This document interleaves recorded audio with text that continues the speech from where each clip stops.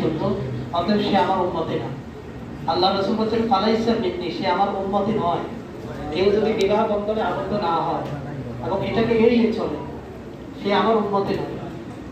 এক হাদিসের মধ্যে আল্লাহ রাসূল সাল্লাল্লাহু আলাইহি ওয়াসাল্লাম বলেছেন, ইয়া মাশারাশ শাবাব মান ইসতাতাআ মিনকুমুল বাআতা ফালিয়াতাযাওয়াজ। এই যুব সম্প্রদায়, তোমাদের যাদের বিবাহের সামর্থ্য আছে, স্ত্রীর ভরণ পোষণ দেওয়ার মতো সামর্থ্য আছে, তাহলে তোমরা বিবাহ করো। কেন? এটা মানুষের চক্ষুকে প্রভাবিত করে এবং মানুষের চরিত্রকে হেফাজত করে। এই জন্য আল্লাহ রাসূল সাল্লাল্লাহু আলাইহি ওয়াসাল্লাম বিবাহের পরামর্শ দিলেন। এক হাদিসের মধ্যে আল্লাহ রাসূল সাল্লাল্লাহু আলাইহি ওয়াসাল্লাম ইরশাদ করলেন, আদ-দুনিয়া কুল্লুহা মাতা, পুরো পৃথিবীর সবকিছুই সম্পদ। ওয়া খায়রুল মাতা'i আল-মারআতুস সালিহা, কিন্তু একজন মানুষের জন্য সর্বশ্রেষ্ঠ সম্পদ হলো নেককার স্ত্রী। পুরো পৃথিবী একটা সম্পদ, কিন্তু পুরো পৃথিবীর মধ্যে একজন মানুষের জন্য, একজন পুরুষের জন্য সবচেয়ে উত্তম সম্পদ হলো নেককার স্ত্রী। এক হাদিসের মধ্যে আল্লাহ রাসূল সাল্লাল্লাহু আলাইহি ওয়াসাল্লাম ইরশাদ করলেন, তুনকাহুল মারআতু লিআরবাঈন, মানুষের সামাজিকভাবে বিবাহ হয় চার কারণে। লিমালিহা ওয়া লিহাসাবিহা ওয়া লিজামালিহা ওয়া লিদীনিহা।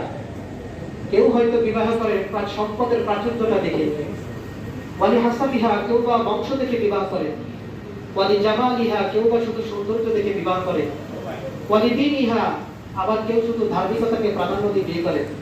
আল্লাহ রাসূল সাল্লাল্লাহু আলাইহি ওয়াসাল্লাম বলছেন, হে উম্মত, যদি তুমি চারটা গুণ কারোর মধ্যে পেয়ে যাও, সম্পদ পেলে, বংশ পেলে, তারপরে সৌন্দর্যতাও পেলে, পাশাপাশি দিনও পেলে, এটা তোমার জন্য অত্যন্ত সুন্দর এবং তোমার জন্য জীবন সফলতার অনেক বড় কারণ। তবে কোনোটা যদি না পাও, অন্তত ধার্মিকতাকে প্রাধান্য দিবা। কেন? তালিবা কি এটা তোমার সুখের কারণ হবে। যদি তুমি আমার পরামর্শ না মানো, উম্মত তোমার মুখ ধুলায় দূষিত হোক, মানে এটা এক ধরনের আল্লাহ রাসূল অভিশাপ দিলেন। অর্থাৎ ধার্মিকতাকে প্রাধান্য না দিলে তুমি সংসার জীবনে অশান্তি হোক, অশান্ত হবে, এটা আমার কিছু বলার নাই, আমি পরামর্শ দিলাম। এজন্য আমরা আলহামদুলিল্লাহ একটি পবিত্র বরকতময় বিবাহ অনুষ্ঠানে উপস্থিত হয়েছি। আমরা আমাদের ছেলে সন্তান যারা উপযুক্ত আছে, যারা অভিভাবক, তারা খেয়াল রাখবো। অনেক সময় ছেলে মেয়ের পাত্রপাত্রী পছন্দ হয়, বাবা মা কিন্তু রাজি হয় না, আরো পরে এভাবে অনেক সময় বিলম্ব করে। মনে রাখবেন, ছেলেরা আজকে বিবাহের পথ যত সহজ হবে, ব্যভিচারের পথ তত বন্ধ হবে।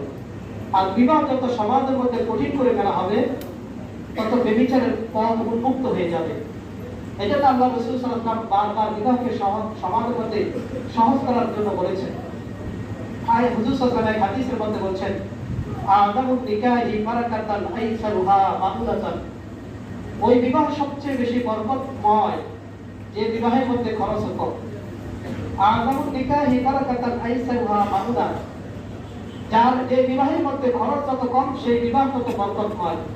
আজকে আমরা সমাজের মধ্যে আমাদের অবস্থা এমন যে পরিপূর্ণ একটা ছেলে তার নিজের পায়ে না দাঁড়ানো পর্যন্ত বিবাহের নামে যেতে চাই না। ওই ছেলের বয়স 45-50 পার হয়ে যেতেছে, এখনো প্রতিষ্ঠিত হয়নি, আর কবে প্রতিষ্ঠিত হবে? এই জন্য তাকদীরে যেটা আছে, উনি যদি কোটিপতি হয়, ওনার তাকদীরে যে মেয়ে আছে ওই মেয়েই আসবে, কারণ আল্লাহ জোড়ায় সৃষ্টি করেছেন। আর যদি আরো কম পয়সাওয়ালা হয়, তাহলে সেটাই আসবে। এই জন্য উপযুক্ত বয়সে প্রত্যেক অভিভাবক নিজের মেয়ে যদি উপযুক্ত হয়, বিবাহ দেওয়ার চেষ্টা করবো। নিজের ছেলের অভিভাবক যারা আছে, ছেলে যদি বিবাহের কথা বলে বাবা মাকে, আর আপনি এক্ষেত্রে গড়িবসি না করে, ছেলে যখন বলে ফেলছে, তাকে আরে বুঝ না দিন যে আরো প্রতিষ্ঠিত হোক, তাহলে সে কিন্তু খারাপ কাজের দিকে যাবে। আল্লাহ তাআলা সমস্ত অভিভাবকদেরকে নিজেদের ছেলে সন্তানকে সঠিক সময়ে বিবাহ করানোর তৌফিক দান করুন।